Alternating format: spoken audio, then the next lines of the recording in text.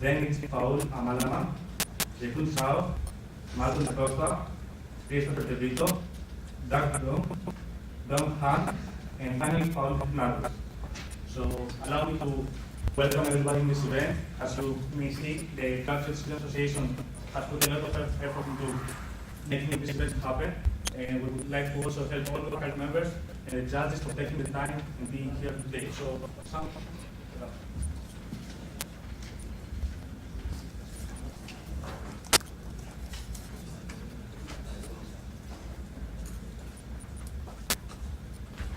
hello everyone, my name is Bassam. I'll go ahead and despite what I have to be the first presenter here, I will be talking about some of my current work right now, which is part of a larger effort to solve a particular problem that is not in computer science domain, which we'll talk about later.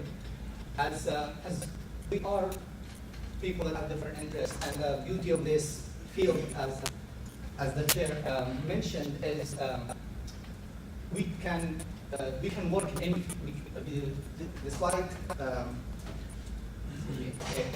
we have different interests, and we can work in any domain. So we can work in, if you are interested in health, in e-commerce, in games, in arts, in sports, you can always combine that with computer science to expand your opportunities, to have new research ideas. So that's the beauty of our field, and I want you guys to take a moment to appreciate it. The problem that we're talking about today is imbalanced data, where it's a very common problem. A lot of you should be familiar with it. It's when we have a class underrepresented relative to others. To make it more interesting, let's make it highly imbalanced, where we have applications where the classifier is detected important but infrequent cases, such as NASA failures or rare disease. So there are many areas where we may be concerned about these infrequent cases, and we need to deduct them. So overview, I'm just going to give a very simple overview about what we're going to be talking about today. First, very simple assumption. We are assuming that the minority class is much smaller than the majority class. That's pretty much it. The goal, we're going to create synthetic data so both classes are balanced, or let's say somehow balanced. So the approach, we're going to cast it as a non-cooperative data, the minority class. We said we need to create synthetic data. So the user chooses how many the neighbors that they want to consider. So you look at your neighbor and you create synthetic data between you and your neighbor that is also a minority class. And to illustrate that, here, there is an example. So let's assume this is the majority class, the one in the circle, and the minority class, the one in stars. So let's say you want to create one synthetic data. So let's say X and I, Xi is part of the minority class. So you consider its neighbors. And then this is one of its neighbors that is also a minority class. So, okay, I'm going to create a new synthetic data that's in between the two minority classes. Okay? So now let's give you just a glimpse of what non-cooperative game theory is. Very simple. In a game, we need to consider three things. One set of players that are going to play the game, and an interview strategy set of action restraints. So like, what is your option? What action you can do? And each player will receive a payoff. Like if I choose this action, what I'm getting, I receive this action, what I'm getting. Okay? So in our setting, the set of players are all the data. So the minority class, the majority class, and synthetic data. So a non-empty-pure strategy. So what strategies we have in this setting? The strategies are the classes. So the minority classes are players. So each data that belongs to the minority class is a player. All the majority data are players, and all the new synthetic data are players as well. Okay. So each player will receive a numeric payoff when playing a pure strategy S. So here we're saying the payoff here is a little bit different. So it depends not only on the player's or strategy. So like me choosing to be a minority as synthetic data, or me choosing to be a majority has a payoff. It doesn't depend only on me, it also depends on the strategies chosen by other players. Okay, so the game setup. So we're going to set up the game as this. players participating in the game are all data points. So all the data points are part of the game. There are two types of players. So we have IC, which is already know their class members. Both are the minority class and the majority class. They already know they belong to this class. So we're going to call those passive players. And we have an active players who are the synthetic data that we generated, who they get to determine their membership class. Do they belong to the minority class? Do they belong to the majority class? So when we create a synthetic data, we did not label them. So each active player can interact with its neighbor and computes the payoff of belonging to either class. So they're going to look at all their neighbors, and they're going to decide, do I belong to the minority class or do I belong to the majority class? So it's a parametrics game. So you will look at all the neighbors, you will compute the payoff of playing with each neighbor, and then you'll sum your total payoff. So the payoff function is, I'm not going to go through the details how the payoff function is created, but here, in every data, there are every synthetic data may base their neighbor could be a minority class, a majority class, or another new data. So if you meet an active player with another synthetic data, you could create the payoffs within this. If you are getting you interact with a majority player, a data set or a data point that belongs to the majority class or minority class, this is how you calculate your payoff. Then you sum both of them, and this is the payoff that you are getting. So we can compute the equilibrium for this game using the recurrent dynamics. And the beauty about this approach, when we say equilibrium, we mean Nash equilibrium. And the beauty about this setting is at least there will be one equilibrium, so solution always exists. So the findings, we have initial findings are promising, so this work is in progress. We are currently evaluating 30 plus different data sets. The advantage is independent from any domain or application, so despite the domain I'm working on, so this should be working on a domain. So the expected impact for me personally, I'm working in a project to predict cardiovascular disease, which is #1 cause of death in the United States and Europe. So I'm hoping to, when we apply this method to our application, we will further improve the result that we got from our previous work. And that's pretty much my presentation.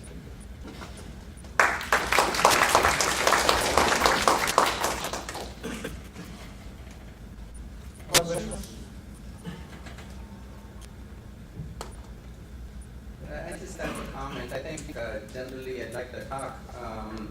And I think in the beginning you gave a lot of domains and basically motivated that this is a very general method. But I think you also need to really convince us that there is at least one or two particular problems that cannot be solved well with existing methods, and this can make a difference. And maybe you said that and I didn't get it. But yes, it's nice to be broad. But it's important for me to think that this is an unsolved problem in reality, a practical, and maybe this cardiovascular prediction is the one, but that came towards the end and not really convinced me that this is a hard one that cannot be solved. It's just a comment.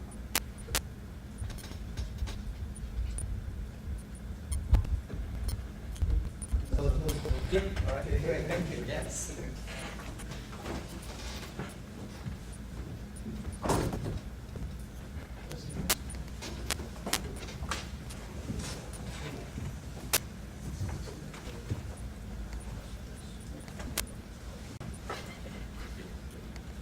Good morning, everybody. My name is Paul Amalaman.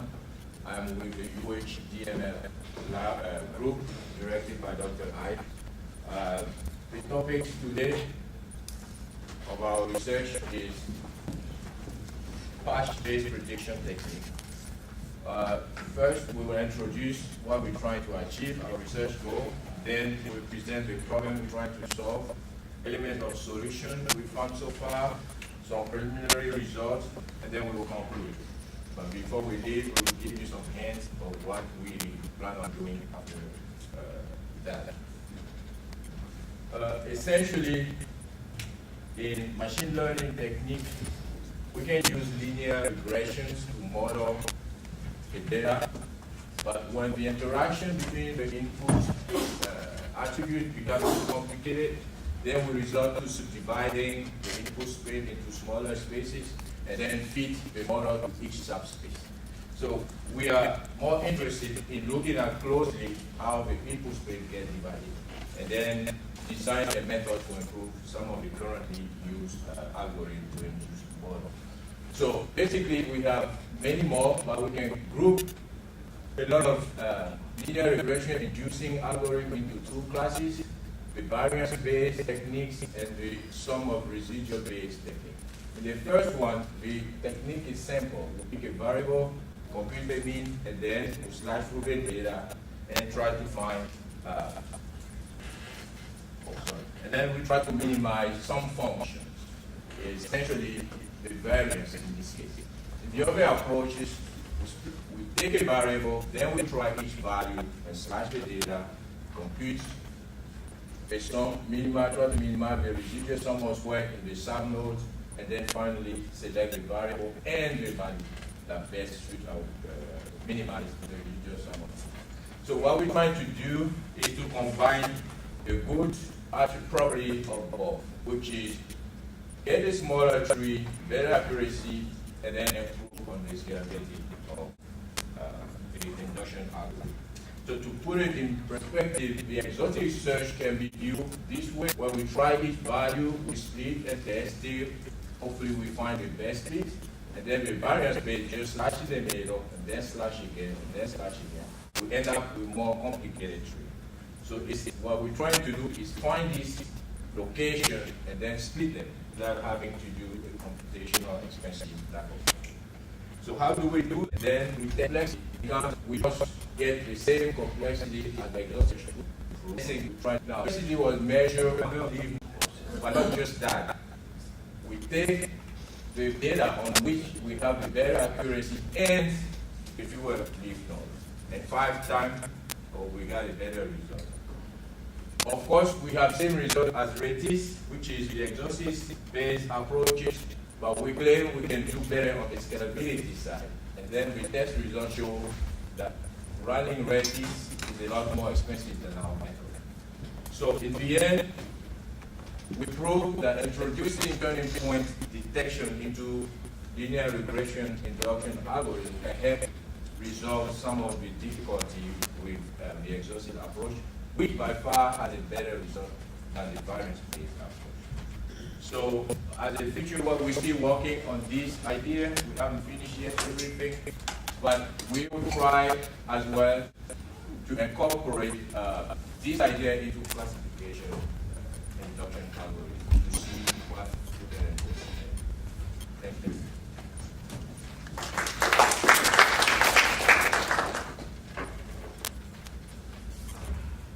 Any questions?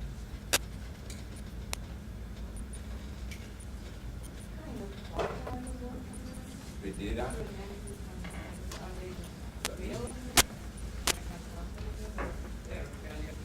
Okay. As you can see, we're trying to improve some of the tools that are used for practical purposes. Now, the data we use are from UCI, very widely used in research to test. I understand, but in terms of the complexity, something Yep. that takes 1 second on your laptop, that's one level of interest. It's something that takes hours to compute for a real problem on a big machine. That's a different segment. That's right. So I think giving some context in that dimension also would be helpful.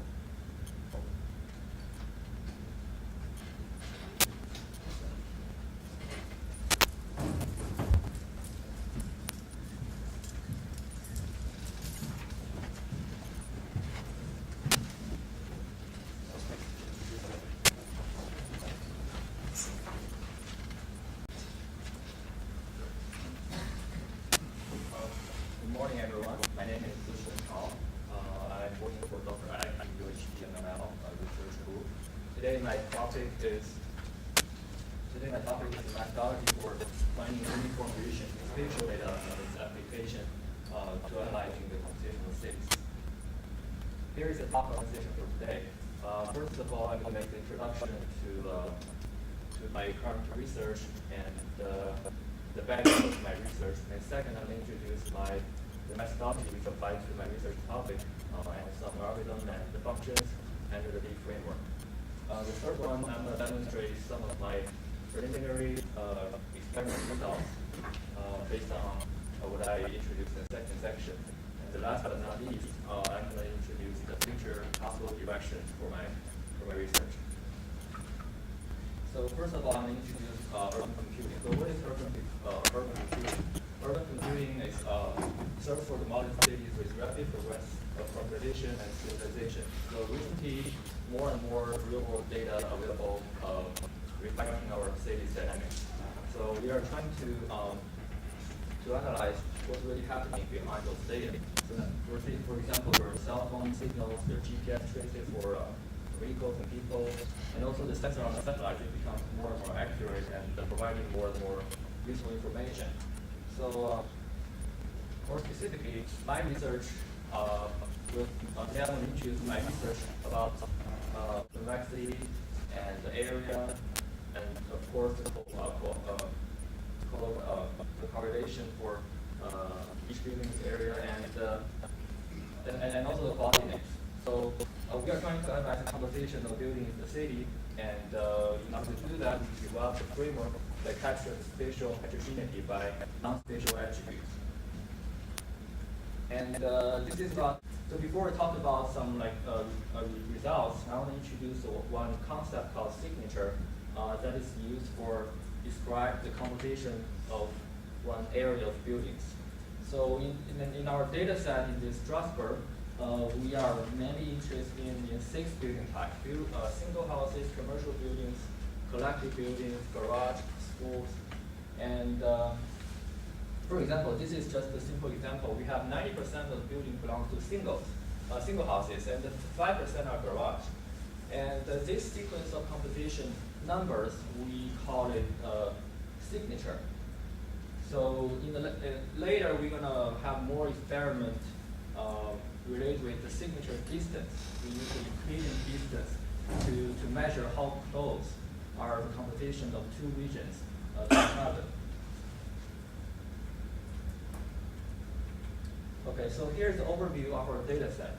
I use Google Group to show, I use Google Earth to show our data set on my slides.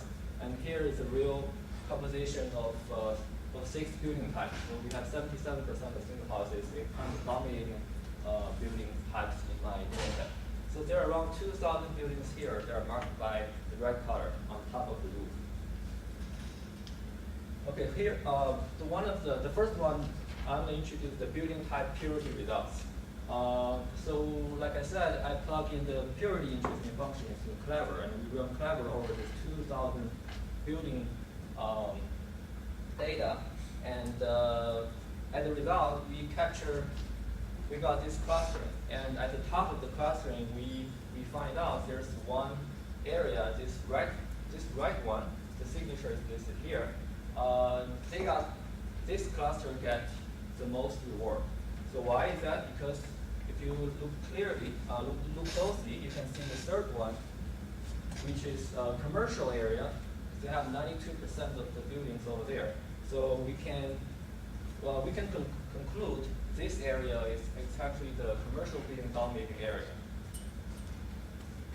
And the second one is about the building site distribution experiment. We do the same thing, but we change the plotting measure. We are trying to capture the similar area regions. And I extract the top 2 clusters from this red region and this brown yellow region. And you can see the standard deviation of these 2 regions. The one is 0 and the one is slightly over 0, which is exactly what we are looking for.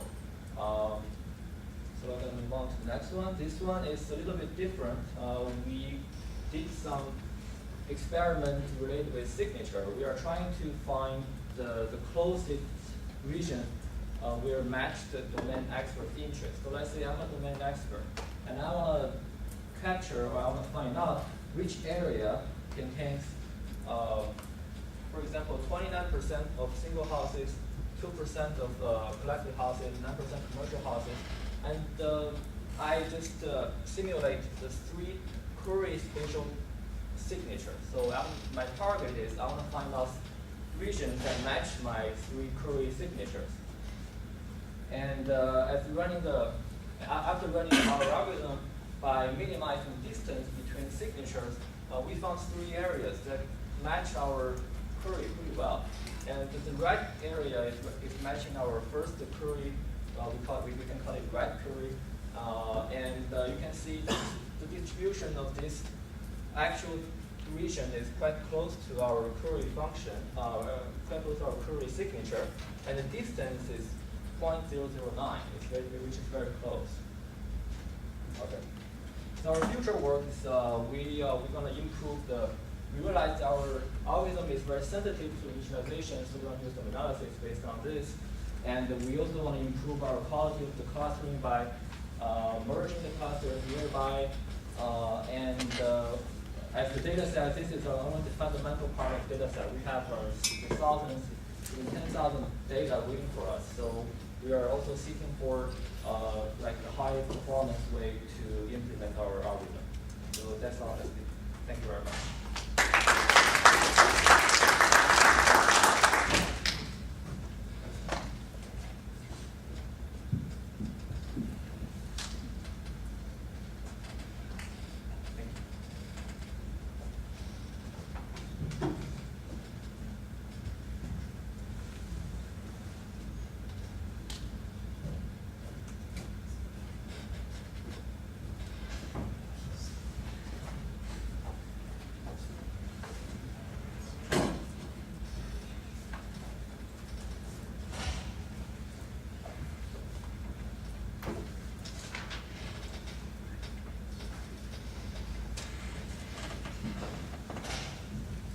Good morning. My name is Malcolm DeCosta, and I work under the supervision of Dr. Pavlidis in the Computational Physiology Lab.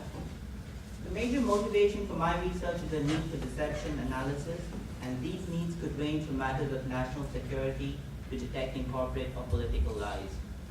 So now there are two major techniques for doing so. The first one is through behavioral observations, and here an expert would analyze voice, gestures, and facial expressions. And the second one is by using physiological measurements. Here someone looks for indicators such as heart rate, breathing rate, and perspiration on the fingers. So both these methods have the advantages and disadvantages. Through behavioral observation, one could make a conscious effort to control their behavior. Now this method is only qualitative, and it has the advantage of being unobtrusive. Now when using physiological measurements, it is very difficult for someone to control their physiology. Also, physiology can be quantified. And however, this has one disadvantage, that it is very obtrusive, and I'll tell you why. Look at my fingers as I twitch them. Any slight motion in my fingers introduces noise in the signals. Also, having a person buy it up and asking him to stay still constantly reminds him of the fact that he's being monitored. Therefore, we propose to use the thermal imaging-based polygraph, which is contact-free.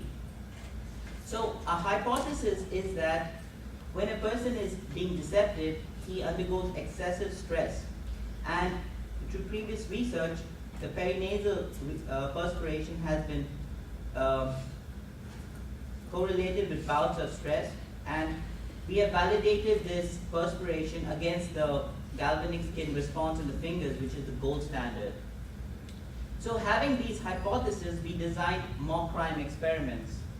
Now, when designing mock crime experiments, some of the key parameters we keep in mind is to have an appropriate simulated crime, provide sufficient motivation for the participants to commit this crime, and have appropriate interrogation techniques. So we conducted two experiments. The first one was conducted in 2008, and this was done at the University of Arizona. And this was designed specifically to detect concealed guilt. So when participants arrived, they were given the choice whether or not they want to steal a ring.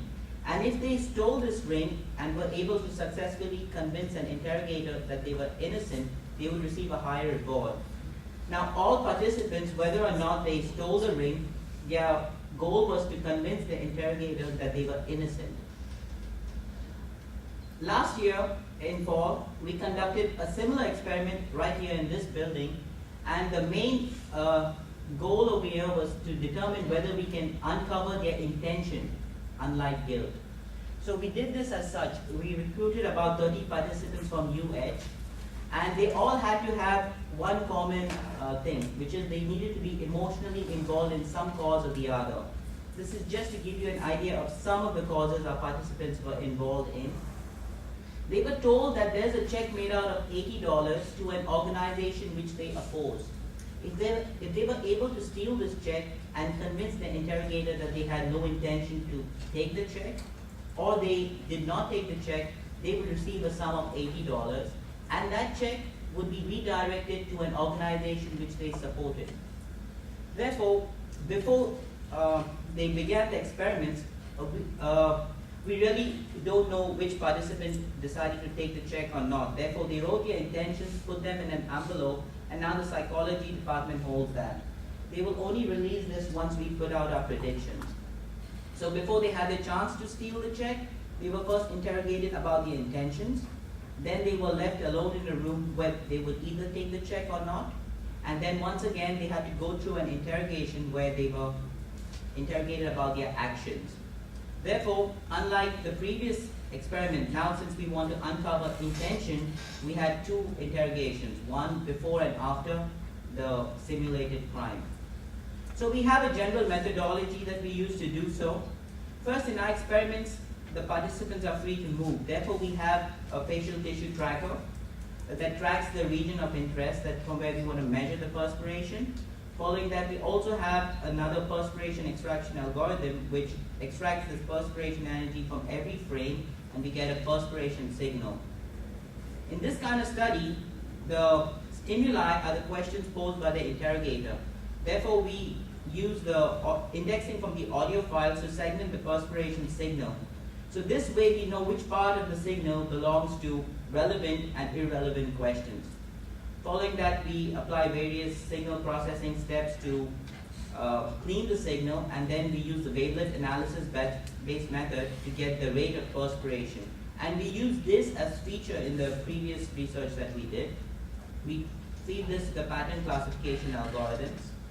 So let me tell you about the results that we achieved in the guilt experiment in 2010. First, we had a set of 67 subjects, so we didn't know any ground truth about them. Then what we did is first we achieved the ground truth for 1/3 of this set, and we trained our pattern classification algorithms on this. Next, we were given a set of 27 subjects, and we applied our algorithms on them, and we did blind predictions. We got a success rate of 78%. Following that, we did another test of 15 subjects, and we got a prediction rate of 80%. So from this preliminary research, we were for the first time able to quantify deceptive behavior in a guilty scenario, and this was unobtrusive. Also, we did this test 2 times, and on both times we achieved the similar performance. What this states is that as our test set increases, our success rate is holding its current performance. So this is a very big step for us. So from the current research, we propose to do something different.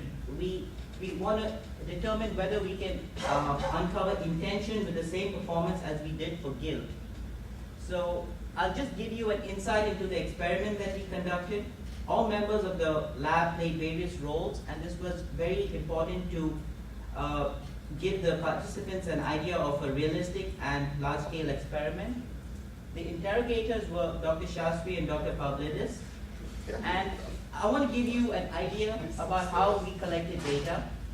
We don't know the ground truth about these participants. I just want to say that this participant here is very calm, and if you look at the signal, it's very Do you have any low. plans that might involve you taking some item that doesn't belong to you? Now, what would you say if I determine that you are lying to me about your actions? I'd say that I've been honest with you the whole time. Where do you put the check? I didn't put it anywhere on me. This is another scenario, but the participant is very antsy. And you can also see that his perspiration signal that we extract from here is quite high. Do you have any plans that might involve you taking some item that doesn't belong to you? No. When would you say if I determined you are lying to me about the check? I'd say you're wrong because I did not take the check. Where did you put the check? And I didn't put it anywhere. It's in the folder where it was. Oh, okay, so finally, last week I decided to apply this proposed method and try to uncover when my professor intends to let me graduate. This is what he had to say. Professor, after the experimental progress I made this year, do you think it's likely that I'll graduate within a year's time? Sure.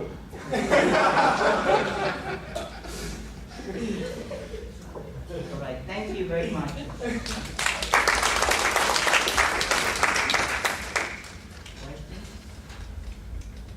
Do you have any information on how accurate the traditional lie detection systems are? The traditional lie detection systems are not something that tells you the person is, first of all, I want to tell you, it doesn't tell you whether the person is lying or not. It is an aid for an interrogator to know how well he is doing. And then when he sees that physiology is reacting, that gives him an indication to push harder on a particular question. And these things usually have a success rate of about 60%, which is more or less close to chance, actually. Yeah. Yes, sir. It wasn't clear to me where exactly is your technical contribution. And you talked about so many things. Exactly where are you trying to provide an contribution? Primarily in the, the analysis of the interrogation techniques and the pattern classification. So in the current experiment, we just used simple classifiers on the data that we had, but there were plenty of rounds of to and fro that we had to do in order to train a model for the training set. Now in the current method, we try to determine intent, which might be more subtle. Therefore, we'll have to work a lot on the methodology is going to remain more or less the same, but we'll have to develop a more sophisticated pattern classification algorithm this time.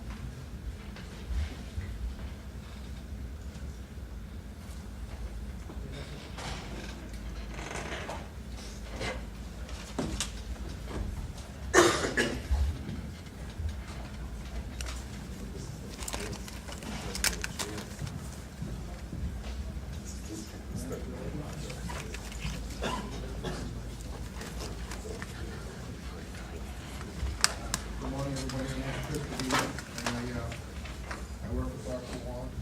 And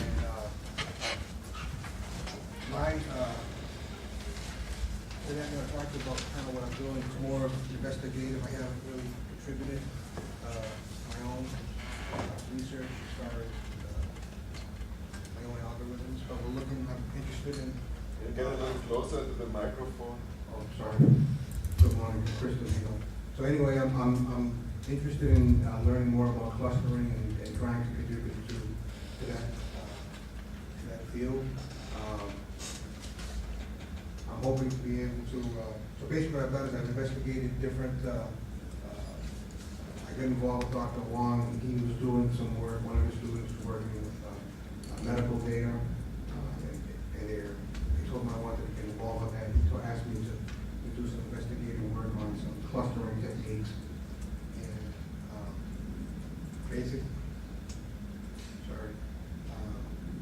so I've looked and I've tried to be able to determine what some of the difficulties are in being able to cluster this type of data. Most of these algorithms, some of the problems are like K-means, for example, is how to determine the initial number of clusters. And so I come up on one algorithm that to try to address that. It's called the central closeness algorithm. It's similar to K-means in the fact that it uses distance metrics and hierarchical, but it tries to does have a solution. How well it does was what the scope of my work was. How to determine the initial clusters. So my work is to try to find something that can do better than this. The two problems that I've come up with is, how do you come up with initial clusters, center points, and when to terminate. This is typical data. Basically, you have this place, 3 clusters, and D would represent the intercluster separation, and R would be the intra-cluster separation. How far apart are the points? How far away from the centers of itself? this is the paper that I read up on, and I'm trying to understand better, and I actually wrote in code for it to try to emulate it and see where its weaknesses are, and that's kind of the scope of what I'm going to talk about today. The data that they used was prostate tumor and brain tumor data from MIT. And again, it's trying to overcome K-means problem, a priori, how many clusters. Some of the assumptions are that of course, there's a one cluster problem, but we're going to assume 2 clusters. And the concept is that the data points with similar characteristics, like K-means, have the same similar attributes, closely valued, and they use a distance, closeness, which is Euclidean distance. Just the algorithms, I don't have time to go through it, but basically, the algorithm calculates the inter-cluster separation R, divides that by 2, and that's R. And then if any point D, which is the intra-cluster separation, is greater than R divided by 2, then we create a third cluster, and this keeps going until that satisfaction is met, until it's broken. These are some data sets that I created, and it shows the performance of their algorithm. And for example, the description would be 2 clusters, a 2410 would stand for 2 clusters, 0.4 standard deviation. The standard deviation would be the intra-cluster separation of each cluster, and then a shift would represent or emulate the inter-cluster separation. And it basically kind of depicts what you come to expect. The tighter a cluster is and how farther away, it'll perform a lot better. And center point matches, meaning that it did it correctly. In this case, 2 clusters. They determined 2 clusters, or they tended to over a cluster, and it tended to data point clusters. Data point matches as the ratio between intra and intra larger, it performed better. And then this is just a chart showing as the deviations, as it goes farther away, how better it does. And the top number, the 0.5 standard deviation is the intra-cluster separation. This, again, generalized performance of both data point and cluster matches as the ratio got bigger, it performed better. Some of the issues, where I want to try to do better at it would be to, it doesn't, like EM algorithm or K-means, it does, once the center points are set, they're fixed, they don't have the ability to change or to optimize. So I wasn't sure, we have to work on that. Also, the user system increasing distance, and that's another area that maybe we can improve the algorithm.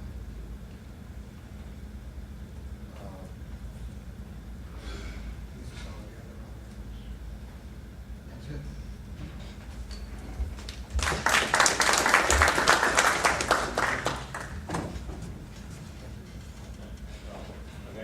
There was a question. Oh, I'm sorry, I didn't see. I have comments, so I think that some of the other talks, in the beginning to sort of motivate the problem, what is the real world applications and what would we gain, what's the problem with the current approaches and what would the benefits be from the improvements you're trying to do? Well, what motivated me with it was they were working with some physicians over at Methodist Hospital, and they're trying to create a early detection in lymphoma cancer. And the data they were using was cytometric data. And it didn't have, I'm not directly involved with that portion.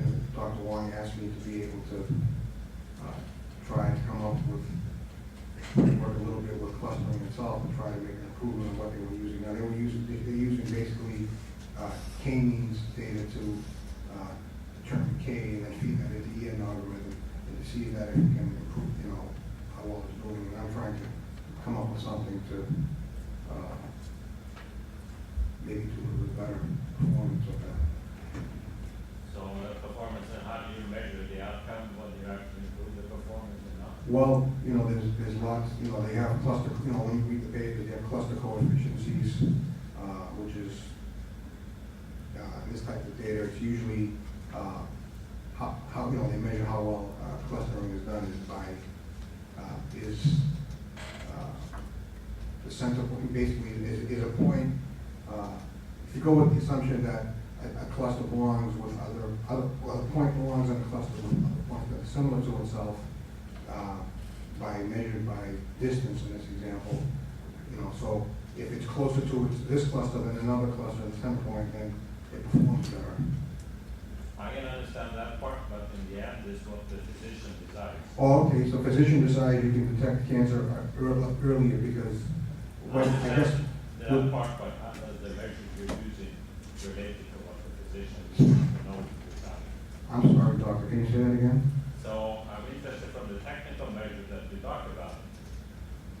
How is that related to the physician's ability to actually make a better decision? Well, I've never had no direct contact, I'm not privy to those meetings, but I do know that they're trying to be able to detect cells or fit it into some sort of a profile, because now they're reading data, I guess, in two-dimensional slides, so if it fits one particular two-dimension, then they read a continuum of that, and they're not able to read, from what I understand, multi-dimensional data at once to come up with a result. So we're trying to combine more than just two dimensions.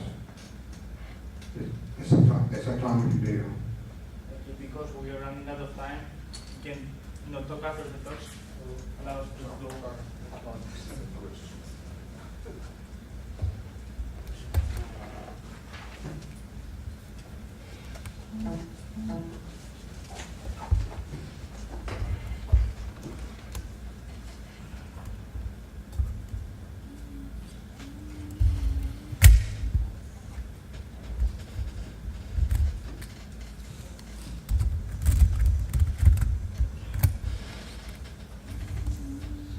Hello everybody, my name is Dong. I'm working with Dr. Batley to research how to reconstruct human breathing function using thermal imaging. So my talk today is about the spatial temporal reconstruction of the function.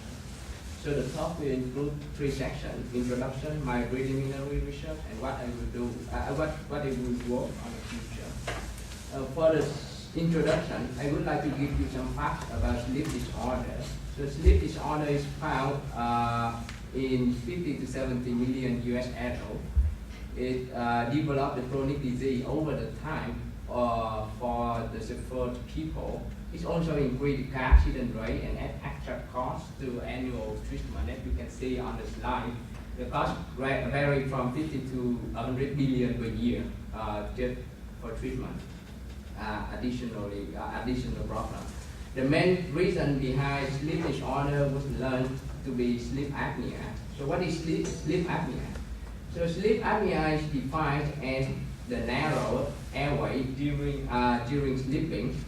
The narrow can be partially or completely obstructed. Now today the clinical diagnosis method to detect sleep apnea is sleep study. However, the study is very uncomfortable in the sense that it requires patients to wear a lot of measure instruments. The most important is the nasal probe, which are deeply inserted into the nasal airway. Now, for a patient who suffers from sleep apnea, this equipment wasn't their problem, their breathing problem. So, therefore, there's a need for less obtrusive study. Now, a good news is in 2007, Dr. Fay's CDL lab, he created a virtual thermistor. He reported to the MICAP the same year and proved to be equivalent for a physical thermistor to produce a waveform, which then is used to compute precisely the breathing rate. However, there is a bad news. Now, we have to pay 10 times more expensive to equip, to purchase a thermal camera just to record at a distance, instead of paying out of the pocket $10,000 to equip a thermistor sensor. So what is the sense? For the research? Okay, now to compensate the loss of the expense, I bring you a good news. Now the advantage of the thermal imaging over the physical thermistor or the thermistor system is the imaging delivers 2D information instead of what single scalar point value as you found in the thermistor system. However, the 2D information was absorbed by computing average as done by Dr. Face in the year, and when he tried to reconstruct the waveform. That is wasteful because you throw out a lot of spatial information. My research is to make use of every single point of the heat signature to reconstruct my spatial temporal model. So what is the heat signature? The heat signature is the region affected by the incoming and outgoing breathing rate, and the heat signature is established during a breathing cycle, you may see on the slide. And that is my interest for extract and use to reconstruct my spatial temporal model. Now, to attack or to achieve the goal, I propose three-stage methodology, which I group into two bigger steps: tracking and tissue localization, and then functional evolution modeling.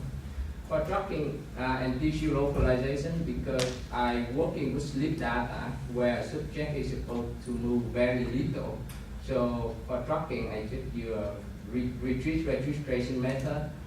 Now, for instance, after the tracking done, I use a level set method to extract the heat signature at the nostril, which allows me to precisely stop the heat signature together to create a spatial temporal model. Now, put side to side, my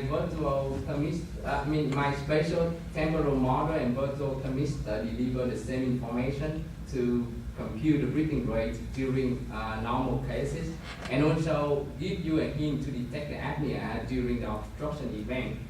The advantage of the new model over the previous one is the local piece of information, which allows you to detect the pathology.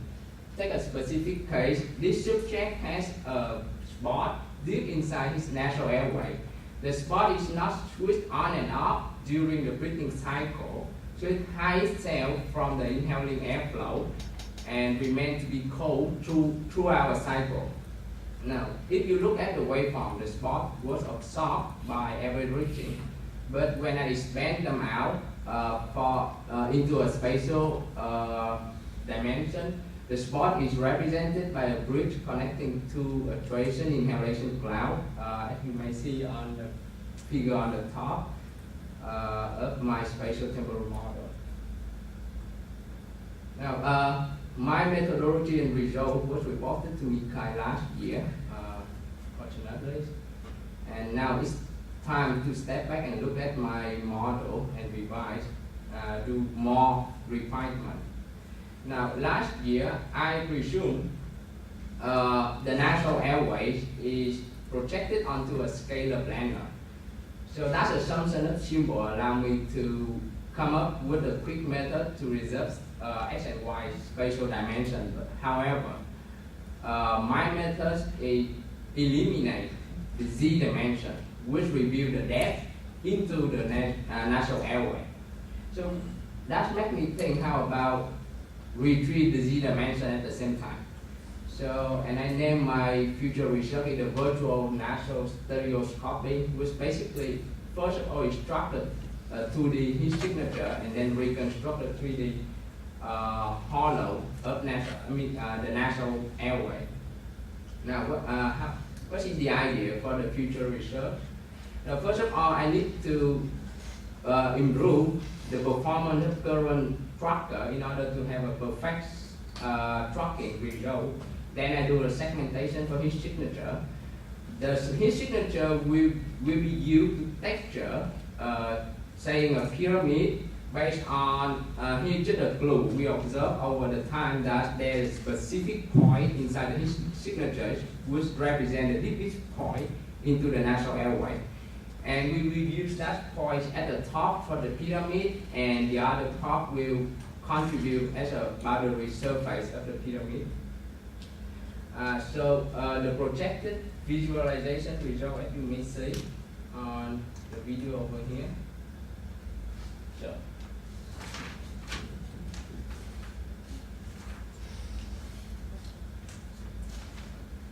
Okay, so basically the pyramid will have the top represent the deepest point inside the nasal airway, and the bottom represent the frontal nostril. The color changing over time represent the effect of incoming and outgoing airflow. Now we can extend my model beyond the field sleep study. For example, here is the sniper training, and hopefully we have codec to play this one. Okay, now in the sniper training, the sniper will hold the breath to deliver a good shot, and in the video I show you a written software with semi-real-time instructing the spatial temporal model. The colorful cloud represent inhalation, and the gap will represent the exhalation phase between the inhalation. So it's almost real time. Any question?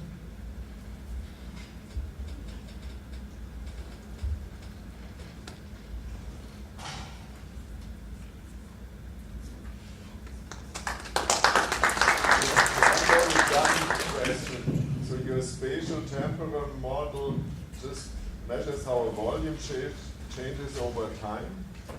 We are interested in the thermal effect, which will reveal not only pressure but also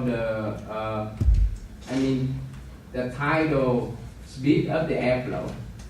So for now, we just visualize the thermal effect, but not estimate the airflow, because under the thermal camera, thermal video, you cannot observe the hollow area between the nasal wall.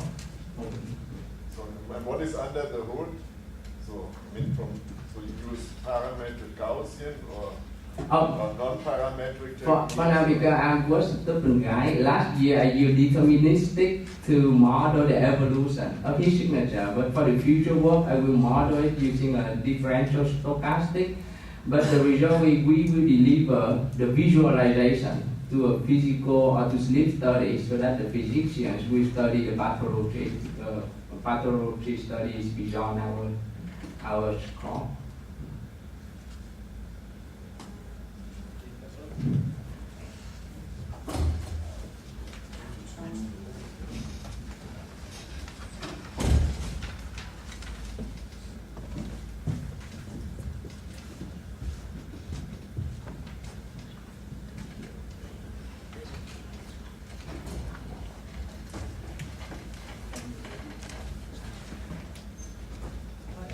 Hello, my name is Bo, and I'm working with Dr. Nawali.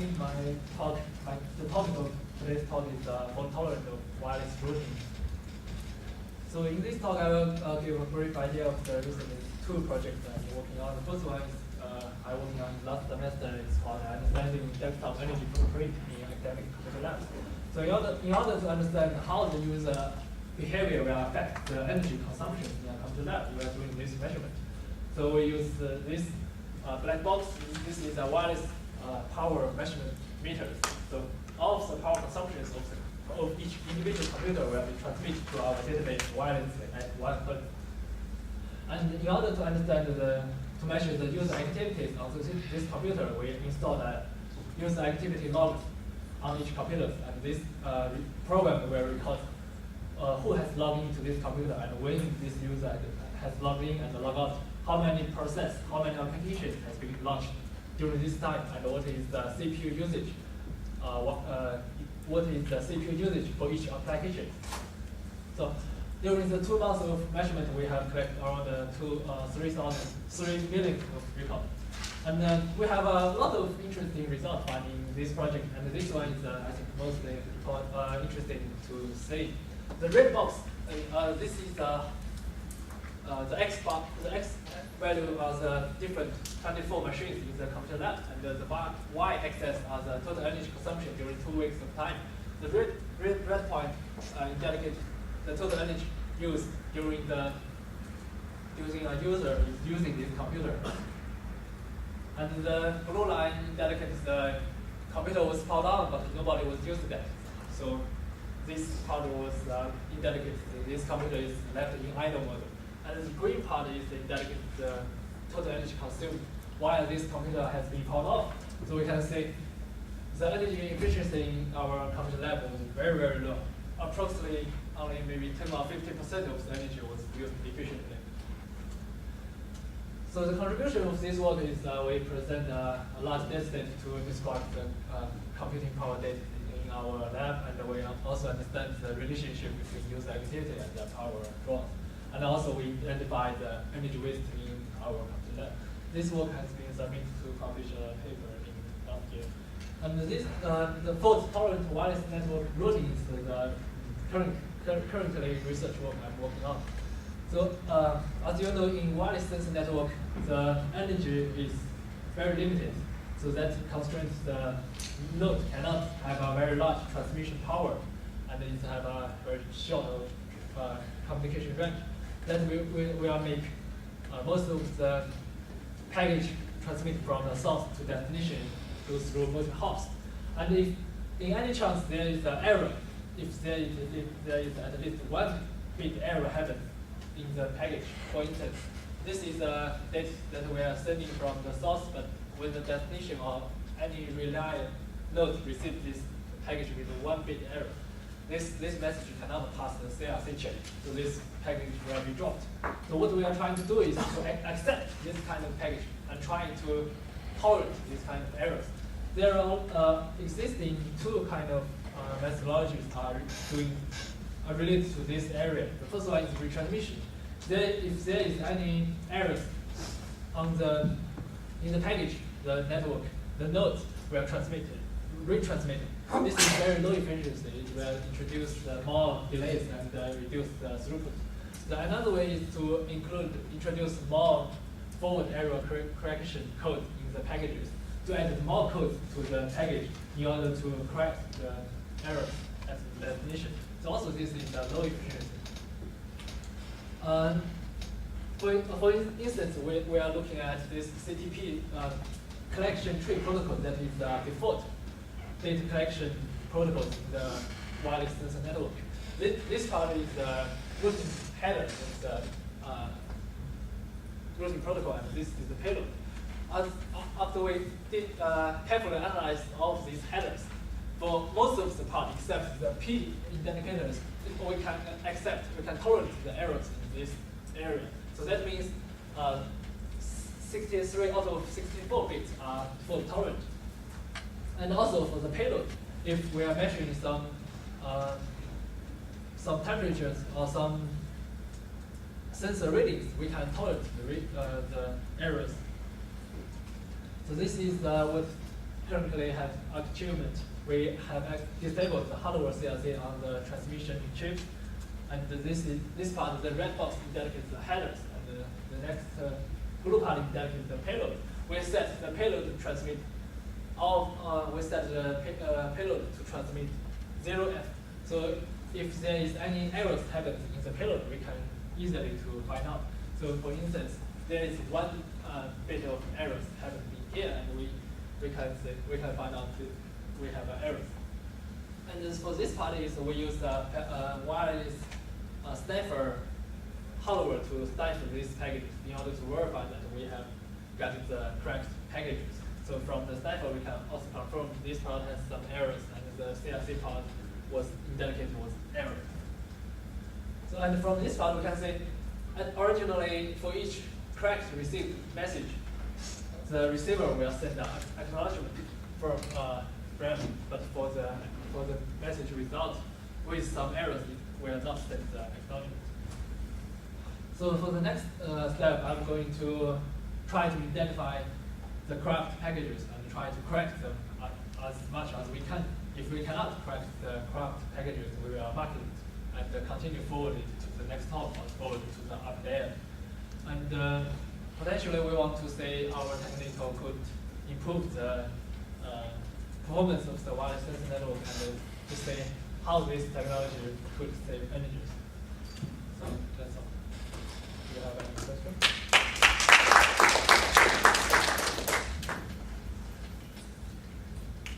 Yes, please. So again, similar comments to the previous talk. So to compare and put what you do in context with what other people have done and how it compares. Because, for instance, with the power measurement of the computer lab, what's important to interpret that is generation PCs were used, because old PCs and new PCs have very different environment and features. So, and there's been lots of studies and all kinds of techniques introduced either by the chip vendors or platform vendors or others in trying to do the energy savings over the last 5+ years. So your question is how should I compare my conclusion with other works? Is that correct? That's part of it, and in order to be able to draw sensible conclusions, you would need to know what features were, for instance, in the PCs that you used in the lab. Right. So our idea, our plan was to continue our measurement in the computer lab because the computers in that lab has been replaced with a new model. So what we are trying to do is continue the measurement. I don't know the technology will allow us to continue that measurement. If we can continue that measurement, we can have some comparison with the old models and new models.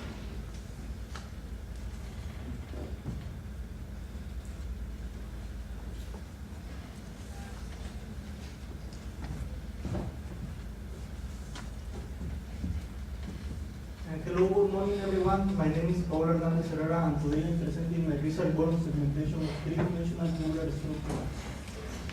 My advisor is Dr. Ioannis Kosariaris and Manuel Papadakis, and I'm in the computational biomedicine lab. In my research, I'm interested in segmenting tubular structures from biomedical images such as neuron, vessel, coronary arteries, and airways. But why should we segment those structures?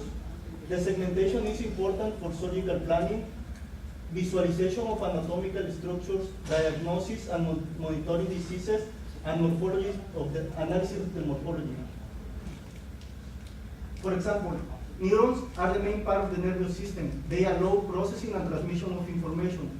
Neuron segmentation is important to obtain neuron understanding of the neural process. Vessel segmentation allows to obtain vessel abnormalities. There are several challenges to address when segmenting these structures. Tubular structures appear in different sizes, and depending on the voxel size, the radius can be as small as 1 voxels. Small tubular structures have low intensity, then making these structures different to segment. In this image, we can barely see the small tubular structures. There, we may have noise in the image. Due to the different acquisition modalities, the contrast may vary for different subjects.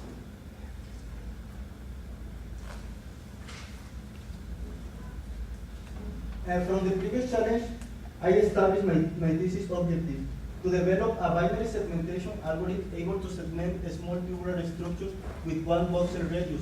Previous approaches have difficulties in segmenting these structures.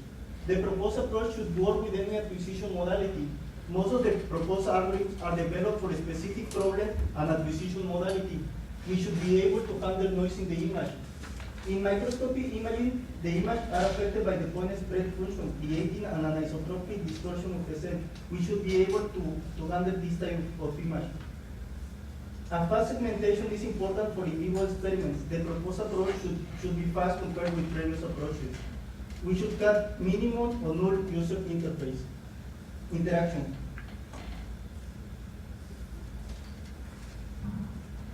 Segmentation is the first step to obtain the morphology of the tubular structure. Centerline is the second step. The main challenges are overlapping structures and gaps in the images.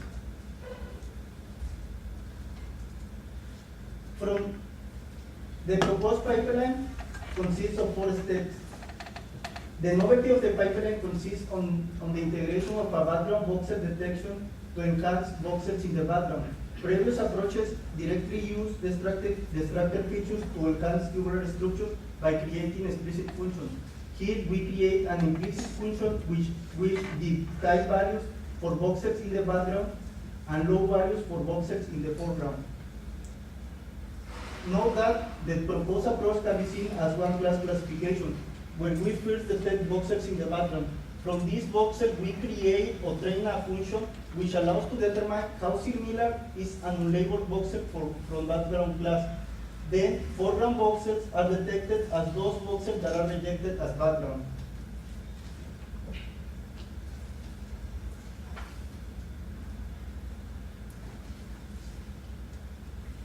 And next, I will briefly explain each step of the proposed approach. The Laplacian has been widely used for boundary detection. It is well known that detecting the zero process allows to detect edges in the image. Here we use property 1 and 4 to detect voxels in the background. These voxels are used for training, and we will classify the remaining voxels. In this image, we show a slide of 3D neuron in the left. The right image shows the detected background voxels in black, and we will classify the white voxels.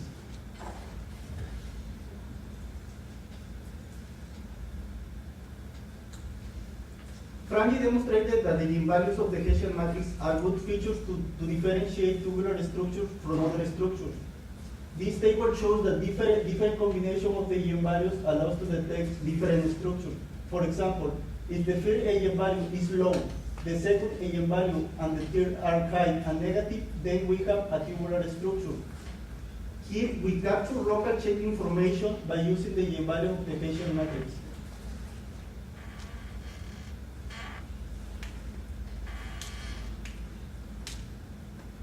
In order to create our cost function, we first approximate the feature vector distribution for the detected background voxels.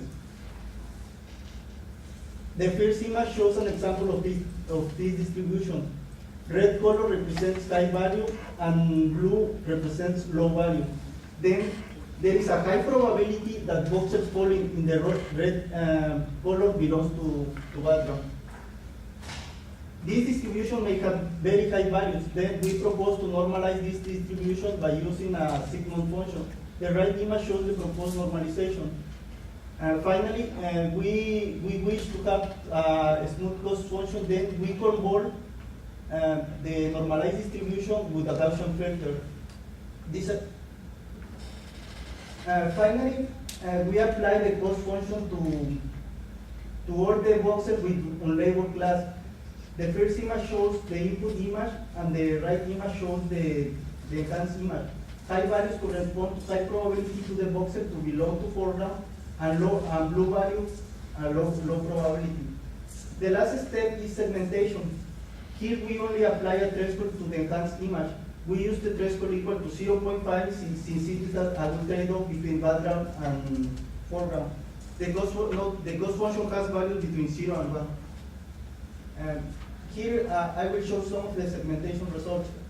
This is a neuron from a multiphoton confocal. Here we are able to segment small tubular structures.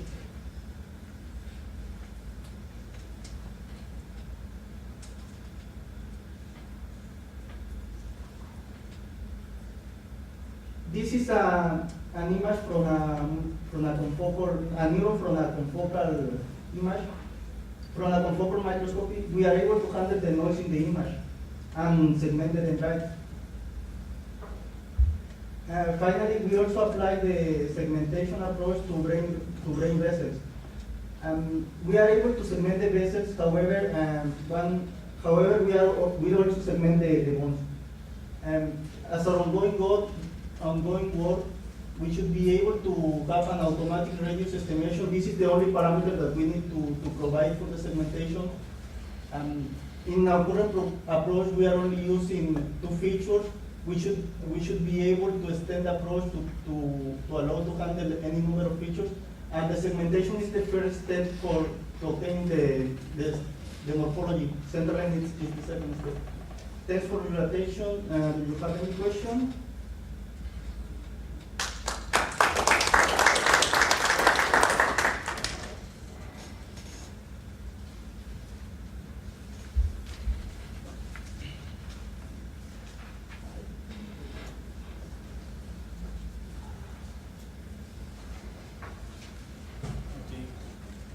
Now we are going to have a different type of talk. As you may have known, we have put together the Graduate Student Association. So Professor Wright gave us some time so that we will be able to communicate some of the things that we are planning to do. So let's go ahead, please.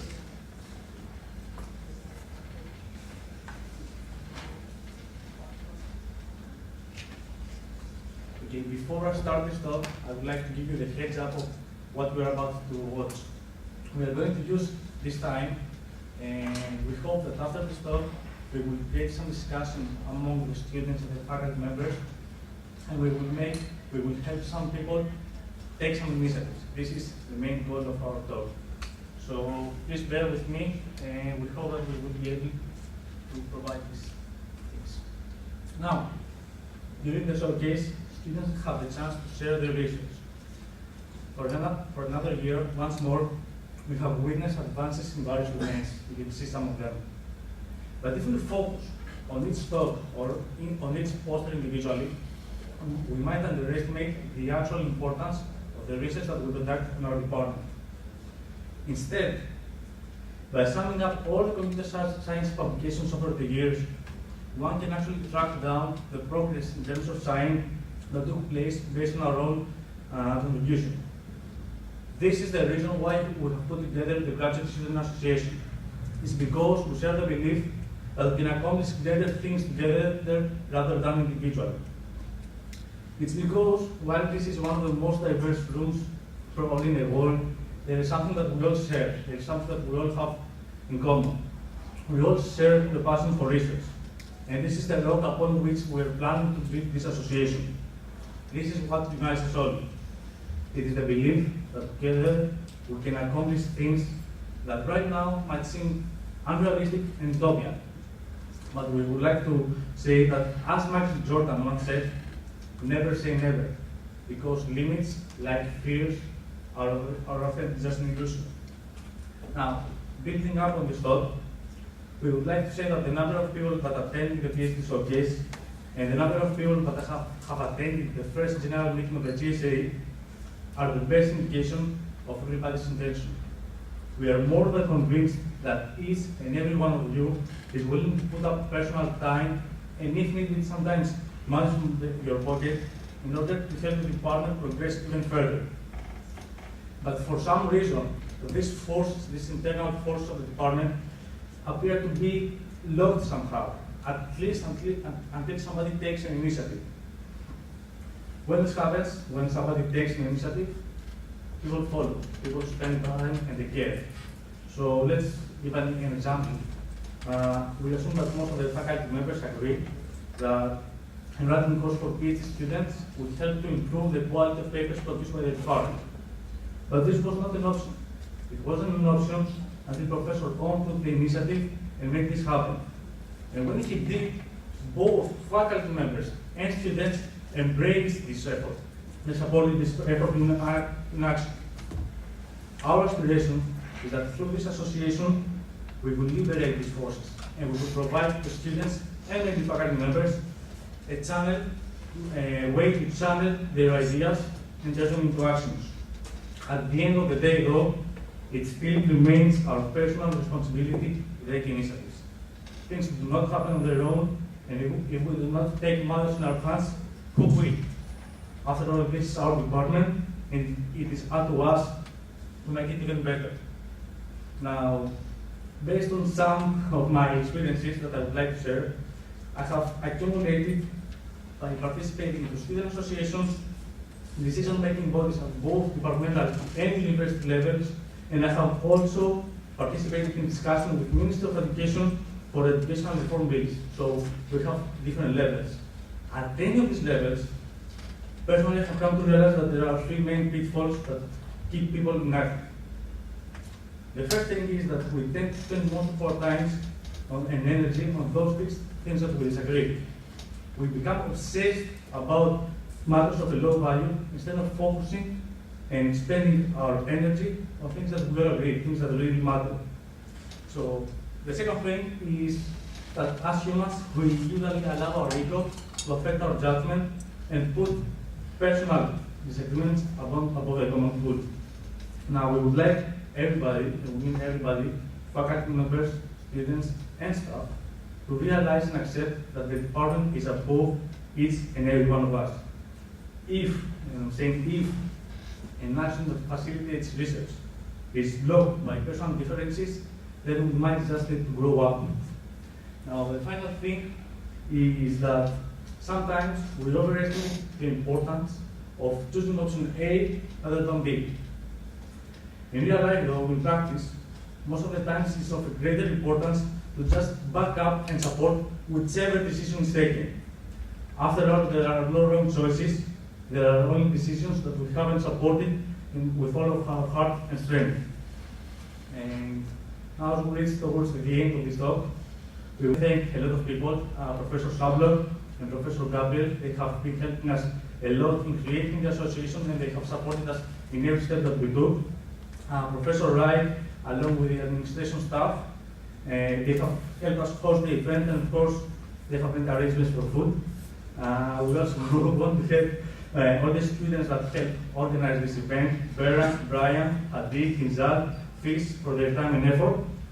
And we also would like to thank all the students that provide constructive comments and when appropriate, even criticism to us. Your feedbacks are important. So I would like to end this talk with one last thing. We want to make crystal clear. We do not ask you to follow our dream. What we ask you is to make this dream yours. We ask you to join us, work with us, and we ask you to never forget that in order to go the extra mile, one has to work more. We know that it's not going to be easy, but we also know that it's totally worth it. So join us, and let's do what most people cannot do and what most departments cannot do. Let's make this dream come true. Thank you.